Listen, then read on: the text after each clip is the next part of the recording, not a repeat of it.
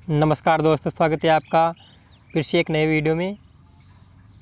दोस्तों, इस वीडियो में बात करेंगे रामायण के 5 सबसे बड़े झूठ के बारे में, जिन्हें सुनकर दंग रह जाओगे आप।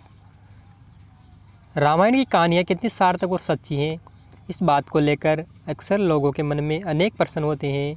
इस लेख में रामायण के 5 बड़े झूठ और उनका सही अर्थ बताया गया है। रामायण में प्रभु श्री राम जी का चरित्र हमें सिखाता है कि किस तरह अगर इंसान लालच, झूठे जीवन की अपेक्षा सच्चाई भरा जीवन जिए तो वह इसी जन्म को सार्थक बना सकता है। पर हम राम के जीवन और उनकी कई बातों से सीख लेने की बजाय उनकी मूर्ति को पूजने में अधिक ध्यान लगाते हैं। ऐसी स्थिति में हमें कोई विशेष लाभ नहीं मिल पाता।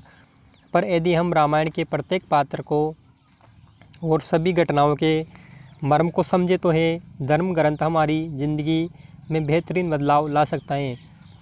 तो आइए सबसे पहले रामायण से जुड़ी भ्रांतियों के बारे में चर्चा करते हैं, विस्तार से जान लेते हैं। विषय सूची है रामायण के 5 बड़े झूठ, जानना बेहद ज़रूरी है आपके लिए।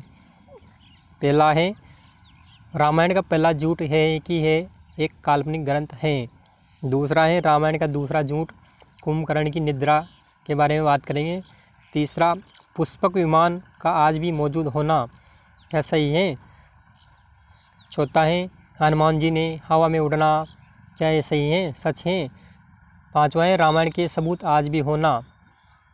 अन्य शब्द में बात कर लेते हैं, रामायण के 5 बड़े झूठ जानना बेहद ज़रूरी है। रामायण का पहला झूठ है कि ये एक काल्पनिक ग्रंथ है। बहुत से लोग इसी बात पर विचार करते रहते हैं कि क्या रामायण सचमुच हुई थी, क्या वानरों की सेना वास्तव में राक्षसों से युद्ध कर पाती थी। ऐसे लोग जो कहते हैं कि रामायण काल्पनिक है, हम उन घटनाओं पर विश्वास नहीं करते हैं। ऐसे लोगों को हम यही जवाब देना चाहेंगे कि कोई भी ग्रंथि, फिर चाहे वो रामायण हो या महाभारत, इनका उद्देश्य लोगों को एक सही ज़िंदगी जीने के लिए प्रेरित करना होता है। अतः रामायण में वर्णित घटनाएं कहाँ, कब और कैसे हुई थी, ये सोचना बंद कीजिए। बस बताइए आपने राम जी के जीवन से क्या सीखा। बहुत कुछ है जो राम जी का चरित्र हमें सिखाता है। सच्चाई के साथ जीना, झूठ और लालच के आगे सर न झुकाना, एक शांत, सरल और सहज जीवन जीना। बताइए आपने इनमें से क्या सीखा। आपके लिए तो 2 ग्राम सोना छोड़ना मुश्किल हो जाएगा। राम जी ने तो धर्म की खातिर पूरी सोने की लंका छोड़ दी थी। राम जी हमें उदाहरण देते कि इंसान हर युग में किस तरह धर्म यानी सच्चाई के मार्ग पर चलकर जीवन में शांति और आनंद पा सकता है। पर हम उनसे यह नहीं सीख पाएंगे। हम तो लालची हो गए ना, जो झूठे लोगों के सामने सर झुकाने को तैयार रहते हैं। हम डर के मारे सच्चे काम से और सच्चे लोगों का साथ छोड़ देंगे तो भला हमें राम कैसे पसंद आएंगे। दूसरा है, रामायण का दूसरा झूठ है कुंभकर्ण की निद्रा। दोस्तों, कुंभकर्ण की निद्रा के बारे में बात कर लेते हैं। रामायण की कथा के अनुसार कुंभकर्ण को नींद इतनी प्यारी थी कि वह 6 महीनों तक बेसुध होकर सोता था। अब कई लोगों को इस बात में शंका होती है। यहाँ पर भी लोग सवाल करते हैं और कहते हैं ये रामायण का सबसे बड़ा झूठ है।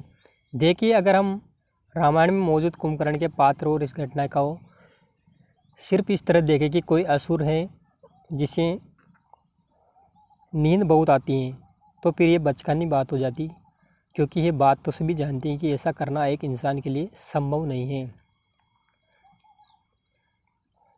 तो फिर प्रश्न आता है कि रामायण में कुंभकर्ण नामक पात्र से हम क्या सीखते हैं। रामायण में कुंभकर्ण नामक ये पात्र हमें हमारी बेहोशी, तामसिक जीवन का संदेश देता है। कुंभकर्ण तो आंख बंद कर सोया हुआ था 6 महीने, पर हम ऐसे लोग हैं जो 12 महीने आंख खोल कर भी सोए रहते हैं। ये जानते हुए भी दुनिया में लगातार झूठ का बोल बाला है चल रहा है। पापी और दुराचारी लोग दुनिया को अपने फायदे के कारण खा जाना चाहते हैं, बेजुबानों की हत्या कर रहे हैं, निर्दोष लोगों का शोषण कर रहे हैं। हम तब भी दुनिया के लिए, अपने समाज के लिए कोई बेहतर काम करने का निर्णय नहीं लेते हैं, जो दर्शाता है कि आँख खोल कर भी हमारी आंखें बंद हैं। हमें गलत बात को स्वीकार करने का आदत लग चुका है।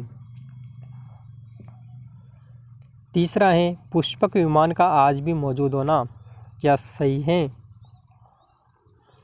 कई लोग ये दावा करते हैं कि जिस पुष्पक विमान में बैठकर रावण ने सीता माता का अपहरण किया था, वो पुष्पक विमान आज भी उपलब्ध हैं।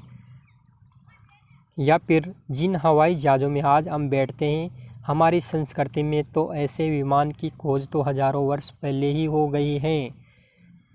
पर यदि आप वास्तव में हिंदू हैं, तो आपको इन बचकानी बातों से परहेज करना चाहिए। देखिए, रामायण में पुष्पक विमान का जिक्र सिर्फ प्रतीक यानी इशारे के लिए किया गया था। हमें नहीं मालूम कि वास्तव में तो विमान कैसा था, कैसे बनाया गया था और आज वो कहाँ पर है। पर यदि आप इस बात का उल्टा अर्थ करें और कहें कि पुष्पक विमान यानी हवाई जहाज़ हमारी देन है, तो इससे न सिर्फ आपको झूठ साबित किया जा सकता है, बल्कि इससे धर्म ग्रंथ का अपमान होगा। रामायण हमें क्या सिखाना चाह रही हैं और हम किस चीज़ को पकड़कर बैठे हैं। चौथा है हनुमान जी का हवा में उड़ना, क्या सच है? कई लोग कहते हैं कि रामायण में हनुमान जी के किरदार बड़ा चढ़ाकर पेश किया गया है। उनका द्रोणागिरी पर्वत उठाना, जड़ी बूटी लाना, प्रभु श्री राम और माता सीता की भक्ति का प्रमाण सीना फाड़ कर देना इत्यादि, ये सभी बातें वास्तव में संभव नहीं है। पर हम ये भी भूल जाते हैं कि हनुमान जी हमें क्या संदेश देना चाहते हैं। शरीर से एक वानर होते हुए भी हो राम काज करने को आतुर हैं, यानी सत्य की सेवा कर रहे हैं। वानर तो अनेक थे, पर हनुमान ही क्यों विशेष थे? क्योंकि अपना जीवन उन्होंने जो सबसे बड़ा है, परम सत्य है, उसकी सेवा में समर्पित कर दिया था। ऐसे लोगों से हमारा प्रश्न है कि आप अपनी ज़िंदगी को देखिए और बताइए आप किसकी सेवा में हाजिर हैं। कि आप उन लोगों के सामने तो नहीं झुक रहे हो जो रावण की भांति इस दुनिया के लोगों पर छा जाना चाहते हैं, या फिर आप उन लोगों के साथ खड़े हैं जो सत्य की सेवा में यानी राम की भांति जो समाज और दुनिया के लिए अच्छा कर रहे हैं। पांचवा है रामायण के सबूत आज भी होना, क्या सच है? रामायण के सबूत हैं आज भी। जब जब रामायण की घटना की सत्यता पर प्रश्न खड़े किए जाते हैं, तो राम सेतु का मुद्दा हो या फिर लंका में हनुमान जी के बड़े बड़े पैरों के निशान, रावण के महलों की बात हो या बातें खूब मीडिया में उन लोगों के बीच चर्चा का विषय बन जाती हैं, सिर्फ इसलिए ताकि जो लोग नास्तिक हैं, जिनकी धार्मिक ग्रंथ पढ़ने में रुचि नहीं है, उन्हें साबित किया जाए कि आप गलत हैं और मैं सही हूँ। देखो ना, राम जिस जगह से गुजरे थे वो जगह आज भी मौजूद है। हनुमान जी के पैरों की छाप देखो, आज भी श्रीलंका में मिल जाएगी। और एक गिलहरी के पीठ पर हाथों के निशान भी राम के हैं। अरे भाई, अगर आप वाकई मानते हैं कि राम है तो साबित करना बंद कर दीजिए। राम जी ने हमें सिखा कर गए हैं, उसे अपने जीवन में उतार लीजिए। आपको प्रूफ देने की कोई ज़रूरत नहीं है, क्योंकि ऐसे लोग जिनके मन में राम के लिए कोई प्रेम नहीं है, ऐसे लोग तो बस राम जी को खिलौना मानेंगे। ऐसे लोगों के लिए राम किसी महत्व के नहीं है। आप बस एक सच्चा जीवन जिए, कोई सार्थक कर्म करे। आपके बेहतरीन कर्म ही उन लोगों को एक दिन बताएंगे कि राम सचमुच हैं, और राम जी के कारण ही मैं आज तुमसे अच्छी ज़िंदगी जी पा रहा हूँ। तो दोस्तों, ये थे कुछ राम जी के बारे में, रामायण जी के बारे में कुछ रोचक तथ्य। तो ठीक है दोस्तों, कैसी लगी आपको हमारी वीडियो अच्छी लगी हो तो चैनल को सब्सक्राइब करना ना भूलें, साथ ही बेल आइकन को भी दबा लें।